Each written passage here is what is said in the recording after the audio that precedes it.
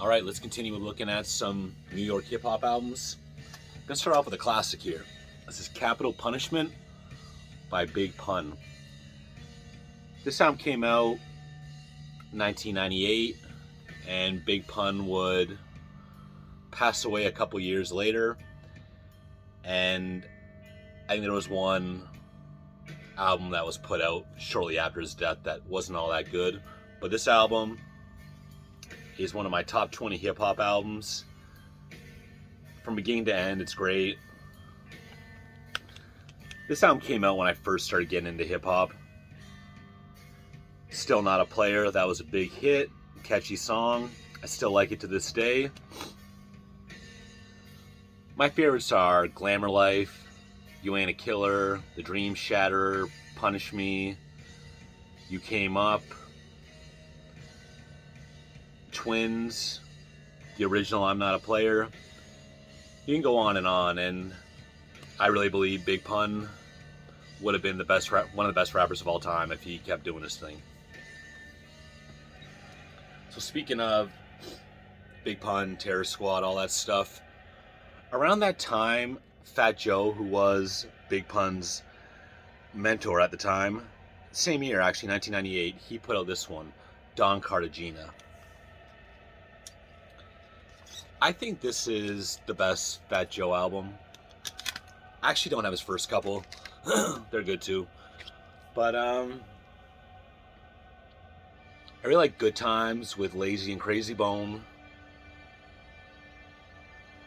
John Blaze with Nas, Big Pun, Jadakiss, and Raekwon. And the title track, Don Cartagena, with Puff Daddy. That's a good one too. I don't have the Terror Squad album, but there are definitely some good tracks on there. Next up from Fat Joe is 2001's Jealous Ones Still Envy. Don't know what happened to my front cover.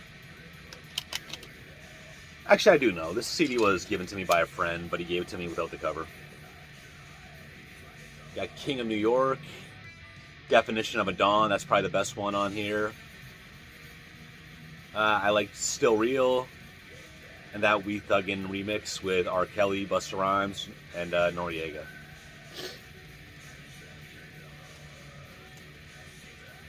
Was this the next one? I don't really remember.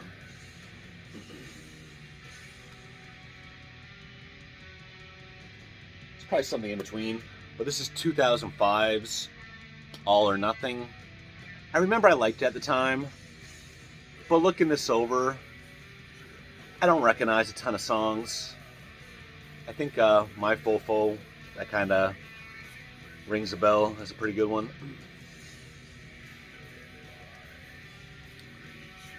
Mos Def, Black on Both Sides.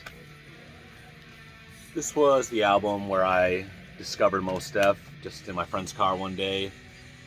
1998, I feel like this is his most referenced album. I liked it at the time, but it's not the kind of thing I listen to anymore.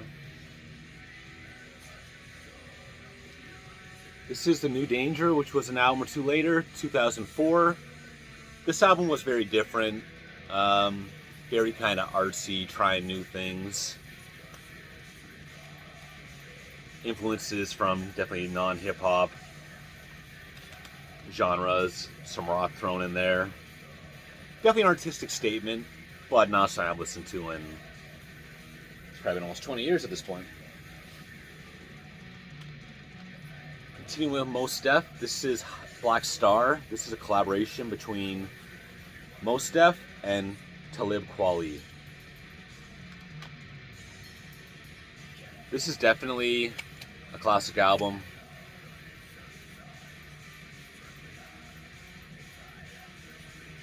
I remember the first three songs always stuck out to me. And continuing with Talib Kweli, this is Talib Kweli and High Tech, Train of Thought.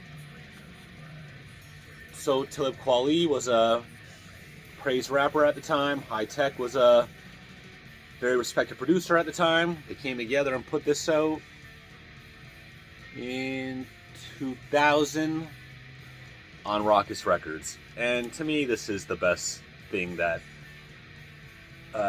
Talib Kweli's ever done.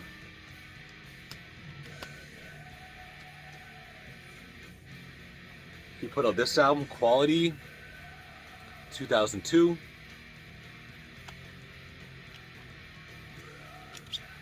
It's not the kind of thing I'm into anymore.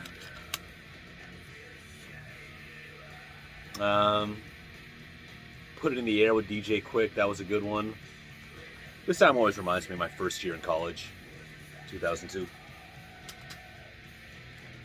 And one more from Talib Kweli, and our last CD for this video is The Beautiful Struggle. This album definitely had more of a one-note flavor to it. Just kind of played as a long song. And I did find it a little boring, but I still thought it was good. So take that for what you will. Still on Rawkus. He's still out there. I don't follow his career. Seems like people talk more about him being really opinionated on social media, which is fine. I don't really pay attention to that kind of stuff. I'm just into the music. But yeah, this album here, I mean, you have Anthony Hamilton, John Legend, Mary J. Blige, Faith Evans. No rapper guest appearances, with the exception of Common. That's it. See you on the next one.